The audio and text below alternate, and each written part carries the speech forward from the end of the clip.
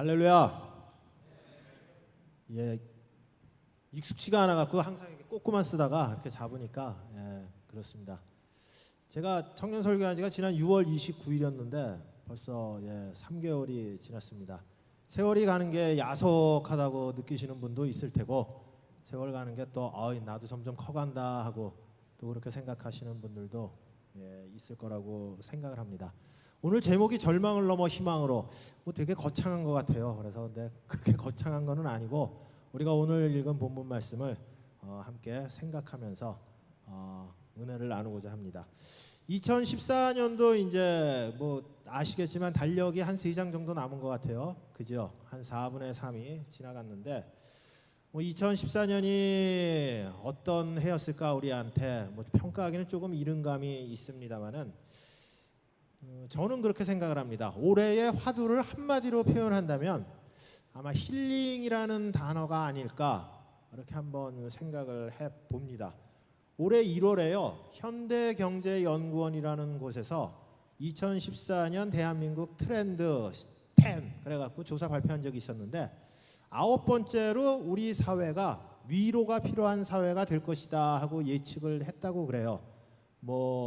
고용이라든가 주거라든가 또 노후 생활에 대한 불안감을 느끼는 현대인들이 살아가면서 여러 가지 갈등과 또 불안감과 또 절망을 느끼게 될 거고, 그러다 보면은 정말로 이런 사람들에게 위로가 필요한 사회가 되지 않을까, 그렇게 예측을 했다고 하는데, 아시겠지만 올해 2014년 아직 달력이 3페이지나 남았는데도 정말 그동안 대한민국이 세워지고 난 후에 있을 수 없는 그런 엄청난 일들이 많이 일어났던 것 같아요.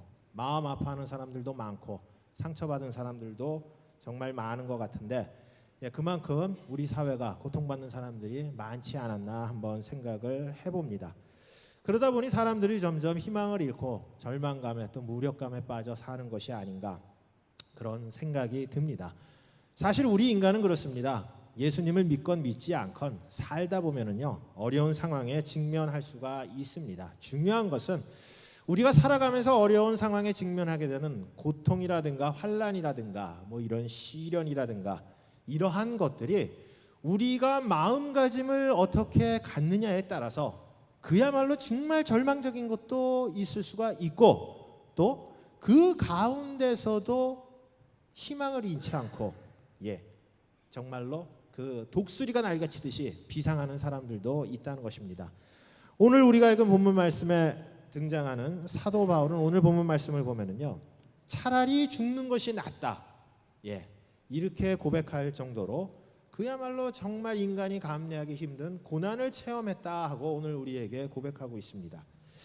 우리같이 평범한 사람이 아니에요. 사도 바울은 여러분 아시겠지만 기독교 역사상 가장 위대한 사람, 가장 완벽한 그리스도인이라고 자타가 공인하고 있는 그러한 사람이 바로 사도 바울입니다. 그러한 바울이 도대체 어떠한 고난을 당했길래 정말 난 죽고 싶다 이렇게 고백을 하고 있는지 우리가 한번 살펴볼 필요가 있습니다. 오늘 8절에서 9절 상반절 말씀을 보면은요 형제들아 우리가 아시아에서 당한 환난을 너희가 모르지를 원하지 아니하노니 힘에 겹도록 심한 고난을 당하여 살 소망이 끊어지고 우리 자신이 사형 선고를 받은 줄 알았다 이렇게 고백을 하고 있습니다. 아시아에서 도대체 얼마나 심한 고초를 겪었기에 그 위대한 사도 바울이 이렇게 넋두리를 하고 있는 것일까요? 여기서 우리가 아시아가 구체적으로 어디인지는 학자들마다 조금 차이가 있습니다. 근데 많은 학자들이 여기를 갖다가 에베소라고 얘기를 하고 있어요. 사도행전 19장 21절 이하의 말씀을 보면은 사도 바울이 함께 동행했던 사람들과 에베소에서 전도를 했는데 그때 데메드리오라는 그 은장색, 그러니까 그 우상을 만드는 사람이 있었어요. 아데나 여신상을 만들어 갖고 파는 사람이 있었는데 이 사람하고 충돌하는 사건이 있었습니다. 왜 이런 일이 생겼냐면 사도 바울을 통하여 예수 그리스도의 복음을 전해 들은 에베소 사람들이 이제 우상을 버리게 되었거든요.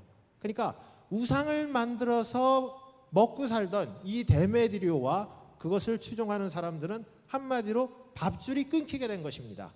그러니까 사도 바울 때문에 그야말로 큰일 날 상황에 접하게 된 거지요.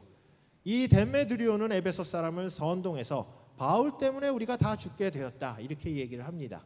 그 이야기를 들은 에베소 사람들이 소요 사태를 일으켜갖고 극심한 혼란 상태에 에베소 도시 전체가 빠지게 되는데요.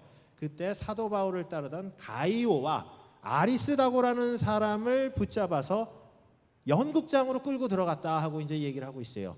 여러분들 연극장으로 끌고 가는 게 뭐 그렇게 대단한 일이라고 생각할지 모르겠는데, 이 사도행전에 나오는 연극장은 우리가 지금 생각하는 것처럼 연극이나 뭐 뮤지컬을 뭐 오페라를 공연하는 그런 공연장이 아니고 원형극장입니다. 원형극장. 여러분들 그 영화 같은데 뭐 배너나 뭐 이런 데 보면은 그렇잖아요. 원형극장에서 검투사들끼리 결투를 하고 그리고 맹수를 풀어놔갖고 죄수들에게 먹이를 주고 수많은 사람들이 그 광경을 즐기곤 했습니다. 다시 말씀드려서 사도 바울이 그 원형극장에 들어가면은 자칫 생명이 어떻게 될지도 모르는 그런 상황이라는 거죠. 그래서 사도 바울이 가이오와 아리스다고를 구하기 위하여 원형극장으로 들어가려고 했을 때 많은 사람들이 바울이 들어가지 못하도록 제지했습니다. 그 후에 어떤 일이 일어났는지는 성경에 정확하게 기록하고 있지는 않고 있어요.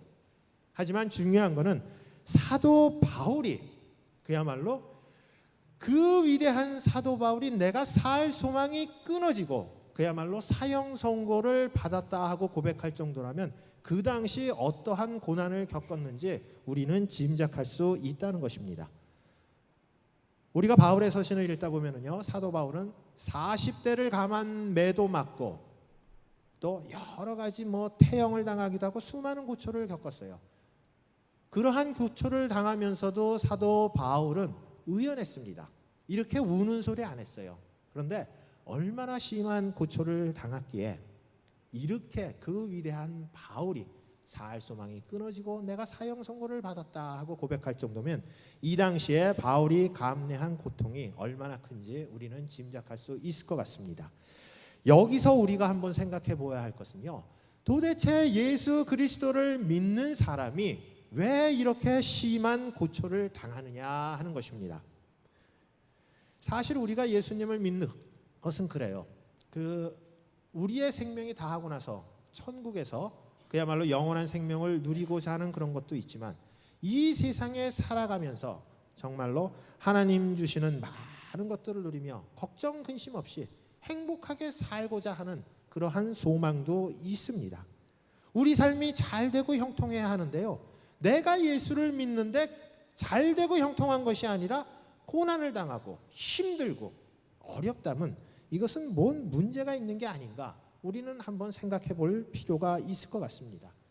이런 일에 대해서 어떤 사람은 이렇게 얘기를 해요. 우리 신앙이 부족해서, 우리 믿음이 연약해서, 또는 우리가 죄 많은 세상 속에 살면서 하나님을 온전히 신뢰하지 못하고 세상에 취해서 내 마음대로 살아서 그렇기 때문에 하나님께서 우리를 징계하는 것이라고 말하는 사람들이 있습니다. 우리 구약 성경에 보면은 욥이 고난을 당할 때 욥의 세 친구가 와갖고 욥을 정죄하잖아요.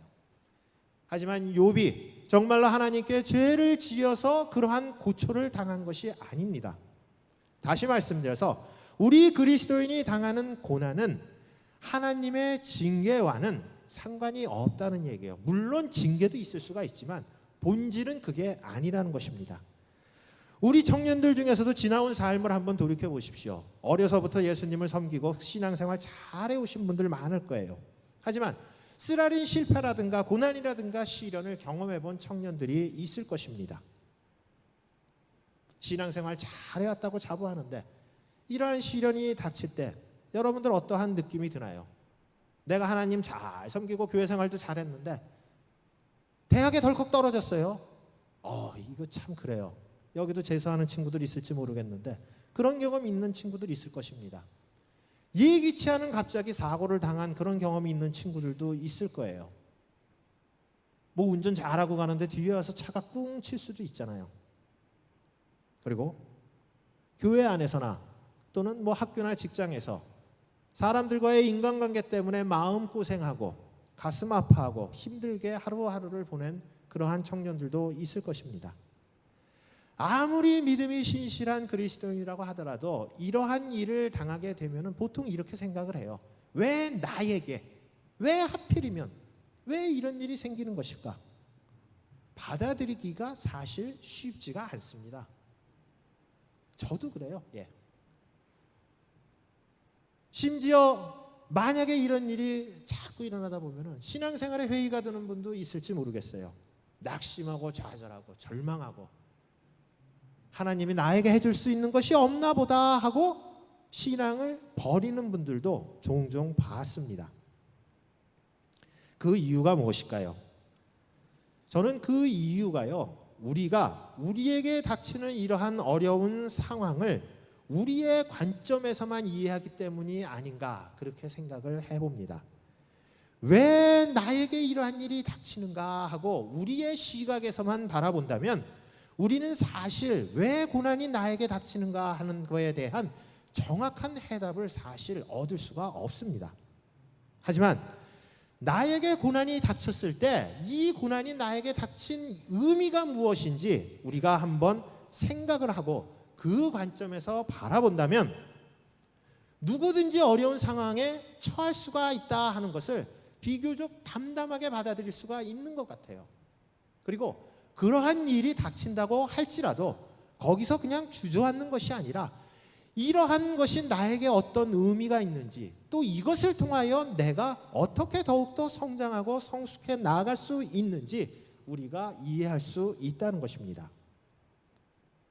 하나님은 고난을 통하여 우리를 징계하시긴 그러한 목적보다는요, 그 고난을 통하여 우리가 얼마나 나약하고 부족한 인간인지 깨닫게 하고, 그리고 오로지 하나님만을 의지하는 성숙한 믿음의 소유자로 살아가기를 사실 원하십니다.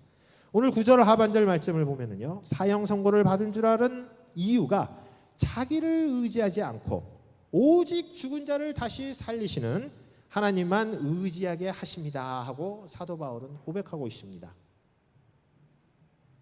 이 사람이란 게 그런 것 같아요.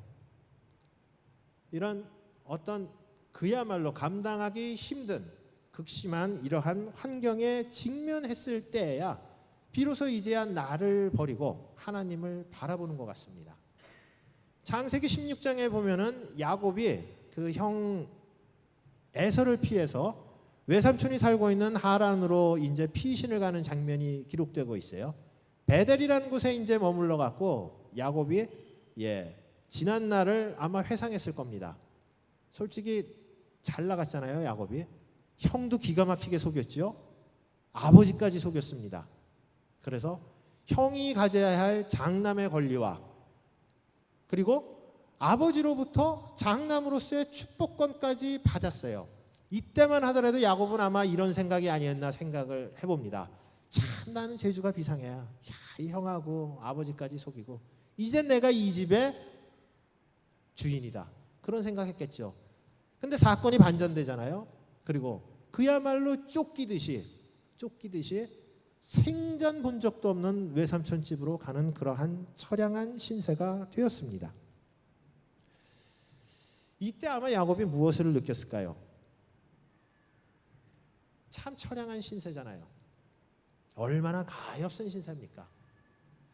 그야말로 이삭 집안의 둘째 도련님으로서의 모든 부귀 영화를 누리다가 이제 밤이면 차가운 바람이 불어오는 그 광야의 바람을 맞이고 그 짐승들의 울음소리를 들으면서 앞으로 자신의 인생이 어떻게 전개될지도 모르는 그런 불안감에 쌓였을 것입니다.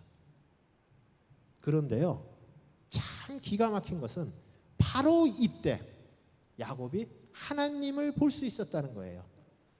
그 이전에 잘나고 형을 속이고 아버지를 속일 때는 하나님을 볼 수가 없었는데 전혀 생각도 안 했는데 자신의 인생이 가장 처절한 밑바닥에 떨어지고 나니까 그때서야 하나님이 보였다는 것입니다. 내 재주가 정말 얼마나 보잘것없는 것인지, 내가 하나님 없이는 정말 살 수 없다는 사실을 비로소 깨달았다는 것입니다. 이 어려운 상황을 통하여 성숙한 야곱, 뒤에 나오죠. 야곱이 아니라 이스라엘로 다시 거듭났던 것이죠.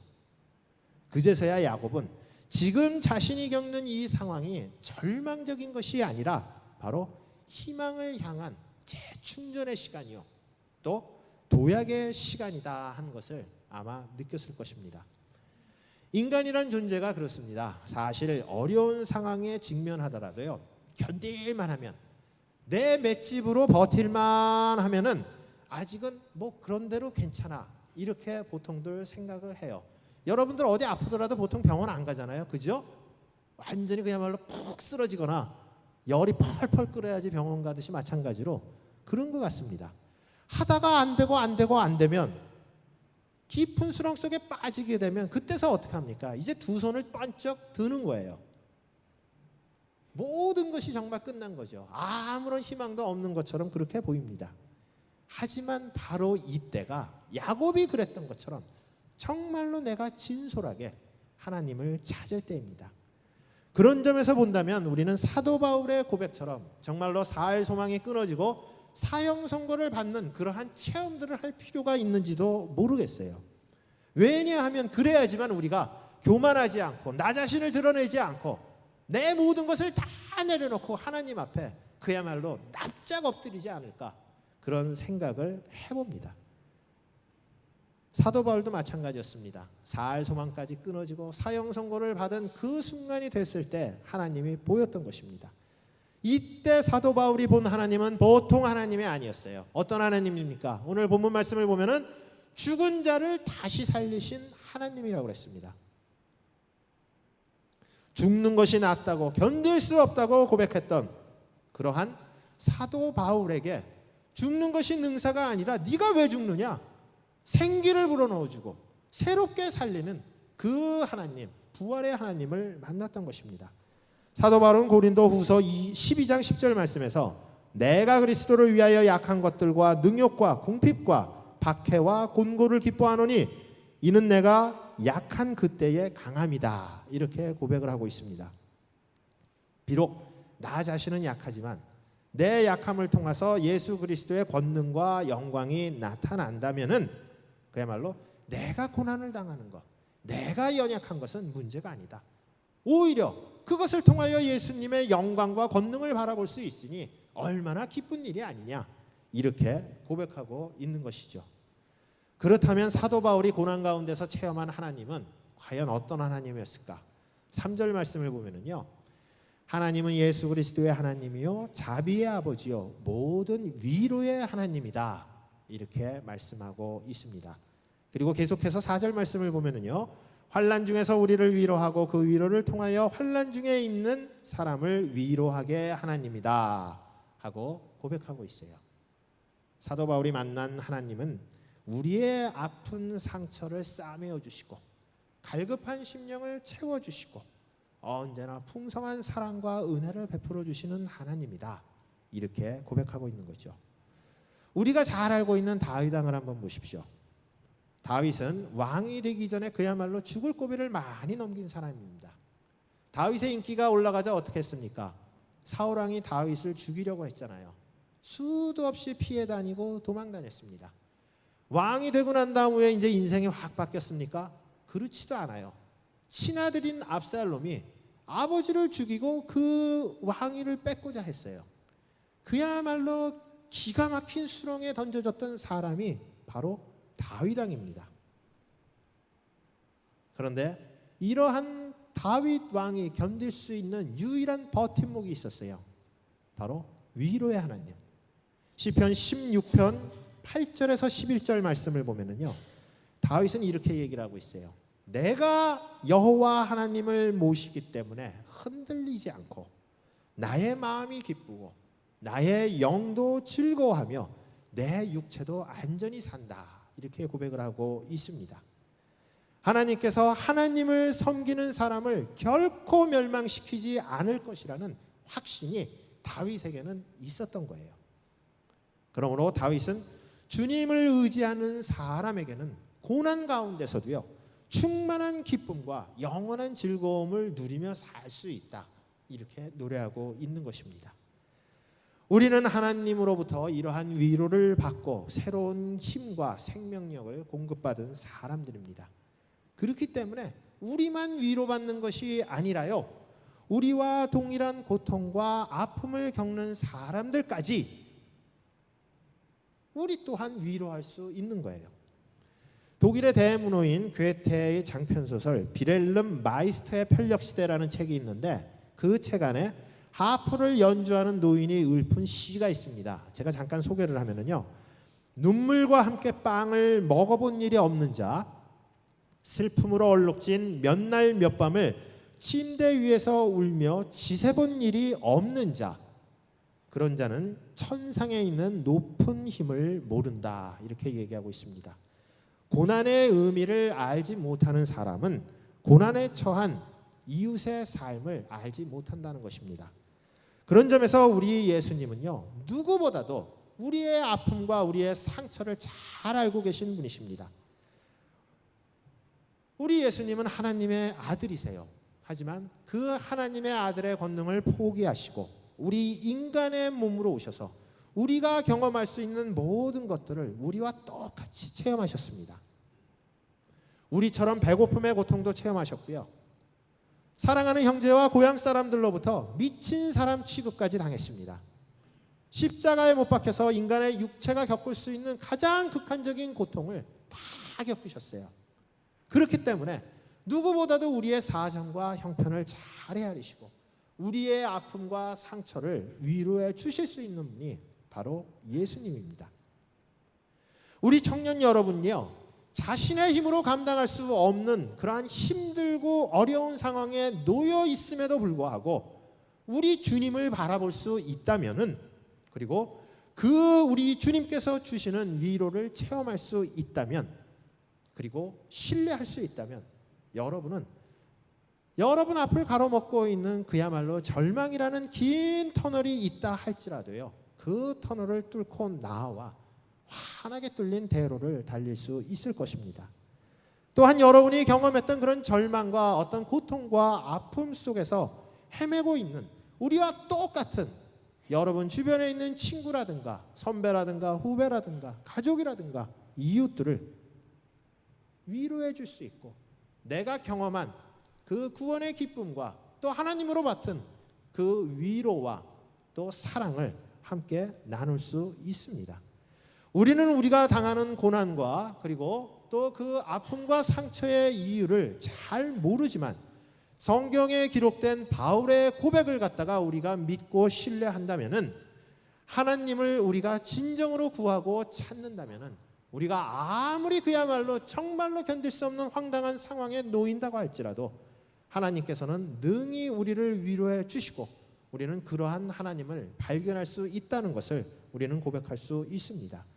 내 주변에 있는 사람들은 물론이고요, 정말 내 친구와 내 가족마저 나에 대해서 차갑고 냉소적인 시각을 보낸다 할지라도 우리 주님은 기꺼이 우리의 위로자가 되어주십니다.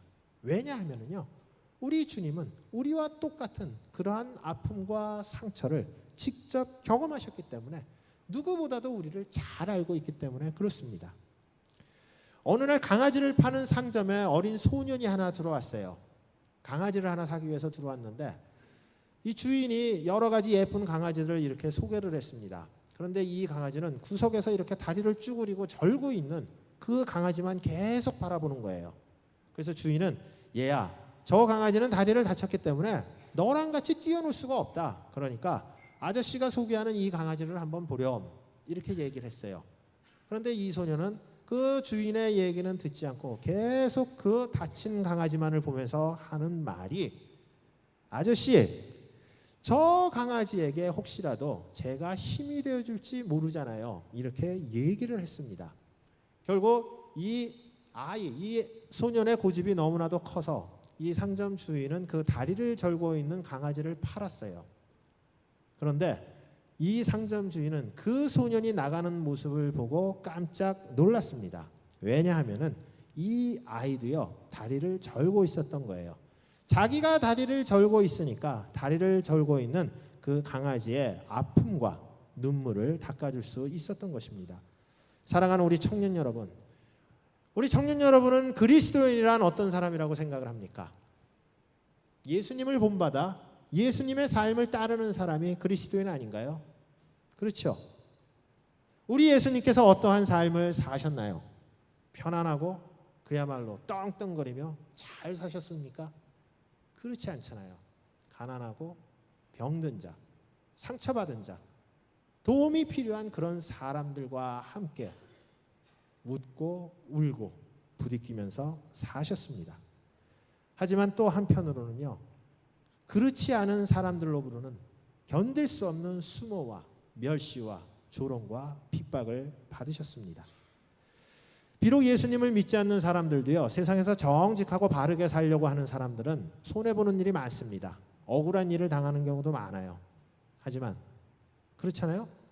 하물며 예수 그리스도를 섬기며 주님의 삶을 본받고 살고자 결단하는 우리에게, 우리 그리스도인들에게, 우리 기독 청년들에게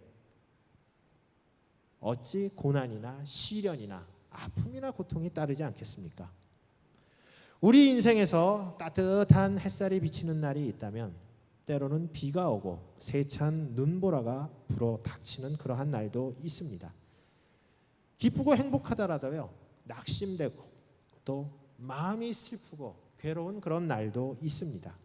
중요한 것은 우리 삶이 힘들고 고달플 때, 극심한 고통으로 견디기 힘들 때, 그때가 바로 우리 하나님을 찾을 때라는 사실입니다. 이사야 선지자는 이렇게 얘기하고 있습니다. 너희는 여호와를 만날 만한 때에 찾으라. 가까이 계실 때에 그를 부르라. 우리 인생에 어두운 날이 올 때, 그때가 바로 우리 하나님을 부르짖을 때고, 하나님은 우리의 부르짖음에 기꺼이 응답하시고 우리를 위로해 주시고 붙들어 주실 것입니다. 항상 햇빛만 쏘이면요, 사막이 된다는 아랍의 격언이 있다고 그래요. 푸른 초장을 만드는 것은 햇빛뿐만이 아니라 비가 있어야 된다는 사실입니다. 바로 우리의 영혼도 마찬가지입니다. 언제나 축복만 받고 은혜만 누리고 행복한 삶을 산다면 우리의 영혼은 어쩌면 절름발이가 될지 못해요. 절름발이가 될지도 몰라요. 그야말로 때로는 고난 가운데서, 역경 가운데서 우리의 영혼이 든든했을 때 우리는 이 험한 세상에서 하나님의 자녀로서 그야말로 담대하고 당당하게 살아가게 될 줄 믿습니다. 우리 청년 여러분, 살아가면서 어려운 일들 많이 있죠. 죄송한 말씀이지만 저도 결혼하기 전에 청년 시절 때 인생 다 가진 것 같이 살고 자신만만하다가 어느 순간에 제가 처해 있는 곳이 그야말로 밑바닥인 것을 깨닫고 그야말로 울부짖고 절규했던 경험들도 있습니다. 여러분들 대학 생활하시는 분들은 취업의 걱정도 있을 것이고, 또 직장 생활하시는 분들 그거라고 다 끝난 게 아니잖아요. 직장 생활하는 게 사실 더 힘듭니다. 남의 돈 벌기가 정말 힘들어요. 여러분들 알바 같은 것도 해보셔서 알겠지만 참 힘든 게 세상살이입니다. 하지만 여러분들 그러한 삶 가운데서도요, 항상 여러분을 지켜주시는 분이 계시다는 사실을 늘 기억하셨으면 좋겠어요. 그분만이 여러의 위로자가 되시고, 혹시라도 여러분이 아파하거나 괴로워하거나 힘들어하면 기꺼이 함께 해주실 것입니다. 바로 그 주님을 의지하고 오늘도 우리 교회 안에서 또 세상 가운데서도 늘 승리하고 우리보다 더 힘들고 어렵게 사는 사람들에게 따뜻하게 사랑의 말을 전하고 위로하는 그런 우리 한영교회 청년 여러분들이 되시기를 주님의 이름으로 축원합니다. 기도하겠습니다. 아버지 하나님, 감사와 찬양과 영광을 드립니다. 험한 세상 살아가면서 때로는 우리가 감당하기 힘든 고난과 고통 가운데서도 우리 아버지 하나님께서 언제나 위로하여 주시고 우리에게 힘을 주시는 줄 믿습니다. 우리 한영교회에 속한 모든 청년들에게 언제나 하나님의 풍성하신 사랑과 은혜를 내려 주실 때 세상 가운데서 힘들고 어렵더라도 절망하지 않고 늘 희망을 가지고 살아갈 수 있도록 인도하여 주시옵시고, 그 가운데 역사하시는 하나님의 풍성한 자비와 은혜를 누리며 살아갈 수 있도록 인도하여 주시옵소서. 예수 그리스도의 이름으로 간절히 기도드리옵나이다. 아멘.